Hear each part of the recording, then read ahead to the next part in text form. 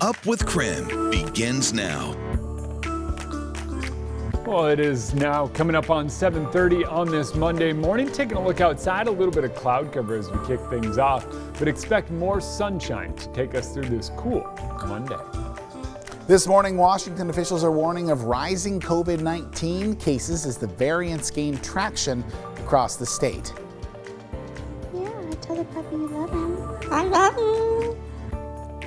We've seen plenty of viral videos of cute kids and adorable cats and dogs, but this one is now circulating the internet of a parrot from Idaho.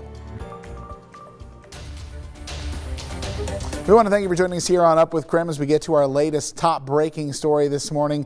We all know that during the day and throughout the night yesterday, winds howled across the inland Northwest. So this morning we are joining you with team coverage tracking today's conditions. Our Jeremy Legou will tell us what to expect as your morning kind of gets going today. But we want to start with Nicole Hernandez, who joins us with our first look outside. Good morning, Nicole. Yeah, good morning, Joshua. So yesterday, of course, we saw those really strong, heavy winds, but this morning things are definitely looking a lot calmer. We are here in North Spokane. I want to give you a look at a flag in front of this person's yard. Look at that.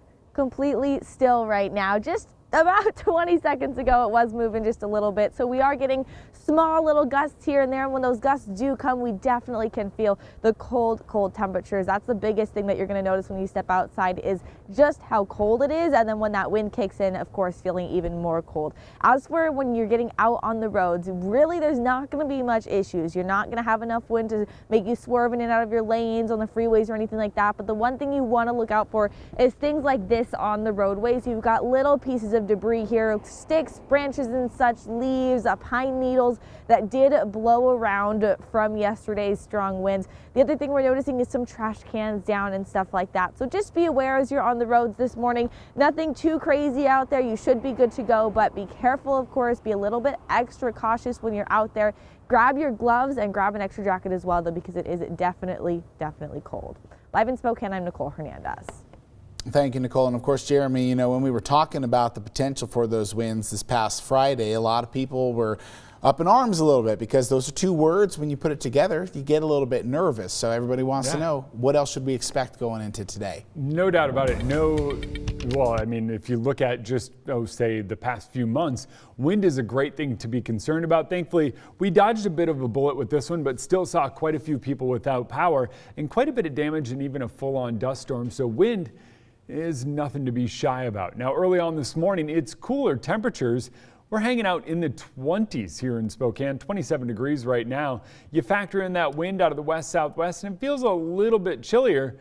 We're in the 20s here in Spokane, 28 in Coeur d'Alene, but remember those two numbers. We're in the mid to upper 20s. You factor in the wind, and it feels like we're in the teens in Spokane. But as the wind dies down, it'll start feeling warmer and warmer. But here's the thing. Today, not even our coldest day of the week or coldest morning. Tomorrow is going to be colder. We just get to say goodbye to some of that wind.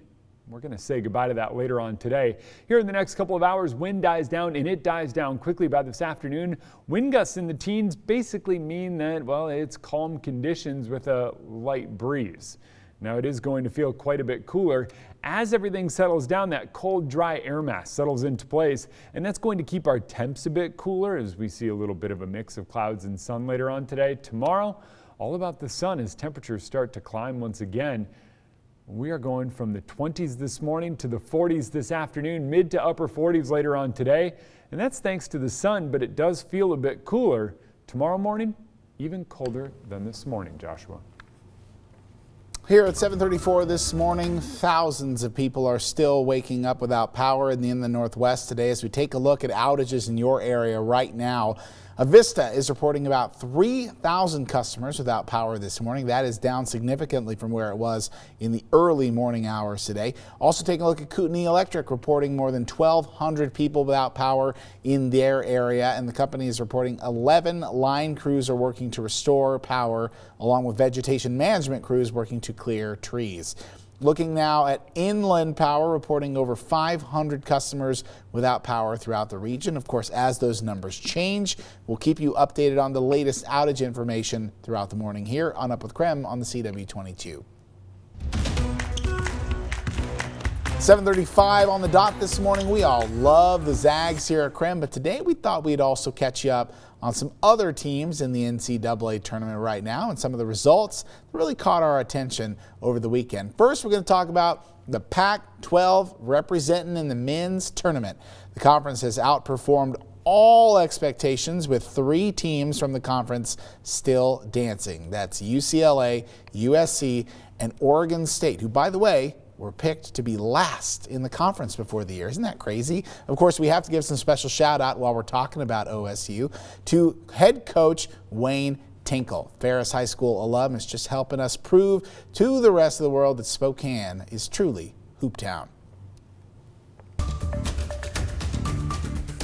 Here are 3 things you need to know today about COVID-19, starting with number 1. Top health officials from Washington state say data from the west side of the state shows some concerning trends. Health officials say the numbers point to the potential of a 4th wave of the virus. According to new data released by the Washington Department of Health, at least 400 cases of the new coronavirus variant, which was first detected in California, have been detected in Washington since December. Number 2, starting this Wednesday, Washington Department of Health will no longer require proof of vaccine eligibility with PhaseFinder. PhaseFinder, of course, the online questionnaire tool patients were previously required to take to prove they were eligible for the shot. DOH leaders say they trust most people will continue to do the right thing and wait their turn. Number 3, as COVID-19 vaccine supplies ramp up, the state will shift their focus to a new problem, vaccine hesitancy, as some people say they just don't want to get the vaccine. According to UW's Institute for Health Metrics and Evaluation, about 21% of people in the state of Washington will not or probably will not get the COVID-19 vaccine. A doctor at UW says while it has been proven through clinical trials that the vaccines are safe, disinformation and mistrust are to blame here.